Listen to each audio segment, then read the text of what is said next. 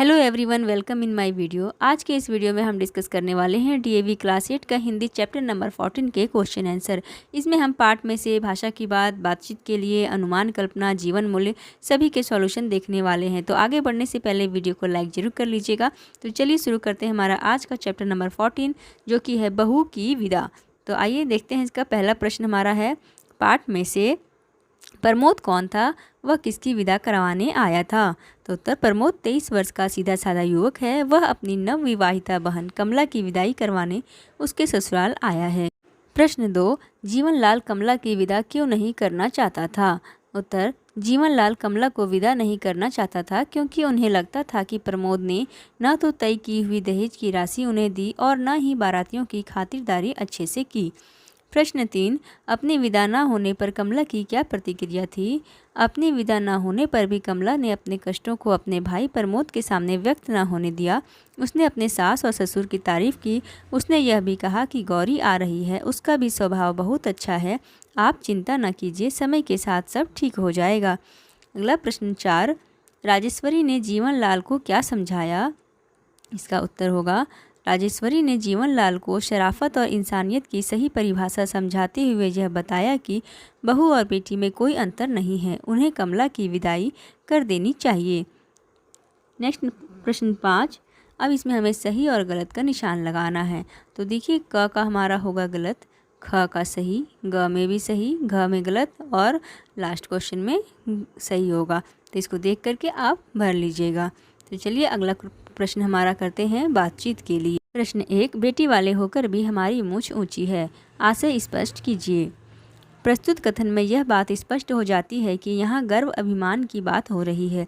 जीवनलाल का यह मानना है कि उन्होंने अपनी बेटी गौरी की शादी में कोई कसर नहीं छोड़ी।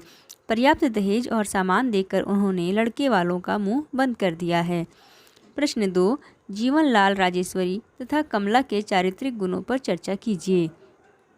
इसका उत्तर होगा, जीवनलाल धन के मद में चूर एक अभिमानी व्यक्ति है।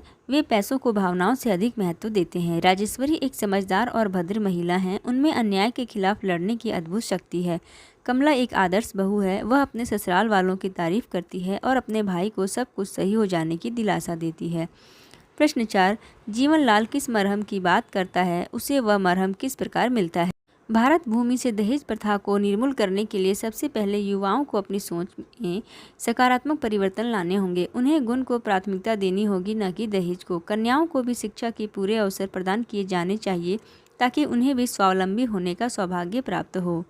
अगला प्रश्न 4, जीवनलाल किस मरहम की बात करता है, उसे वह मरहम किस प्रकार मिलता है? उत्तर, एकांकी में जीवनलाल जिस मरहम की बात करते हैं वो दहेज के 5,000 रुपये हैं, जिसे वे कमला के भाई प्रमोद से वसूलना चाहते हैं। उन्हें यह मरहम नहीं मिल पाता क्योंकि ऐसा ही मरहम उनकी बेटी गौरी के ससुराल वाले उनसे चाहते थे।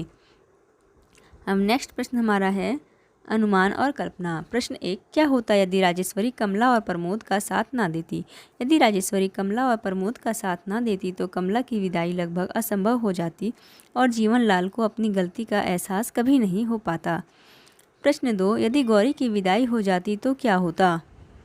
इसका उत्तर होगा, यदि जीवनलाल की अपनी बेटी गौरी की विदाई हो गई होती तो उनका घमंड कभी भी चूर चूर ना होता और न ही प्रमोद और राजेश्वरी की वाणी उनकी आंखें खोल पाती। अब है भाषा की बात। तो वर्ग पहेली में क्रिया विशेषण शब्द छिपे हैं जिसे ढूंढकर लिखना है। तो देखिए, यहाँ पे मैंने सारे शब्द लिख दिए हैं, आज, इधर, तेज, बहुत, तब, कल, अभी, धीरे और किधर। तो इन शब्दों को आप भी अपने बुक में भर लीजिएगा। तो अगला हमारा है, पाठ में आए कोई 4 युग्म शब्द ढूंढकर लिखिए। तो देखिए है, भला बुरा, 7 8, नाक मूंछ, सुख सुहाग।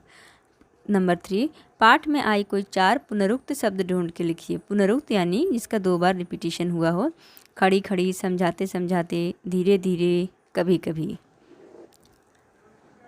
नेक्स्ट हमारा है जीवन मूल्य।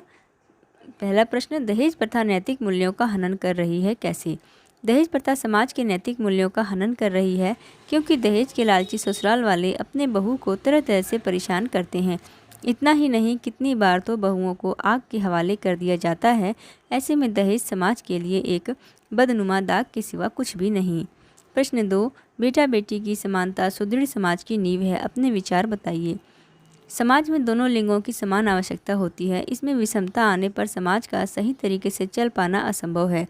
इस समस्या के समाधान हेतु हमें बेटा बेटी को एक समान ही मानना चाहिए। उन्नति के सभी क्षेत्रों में दोनों को समान अवसर उपलब्ध करवाने चाहिए।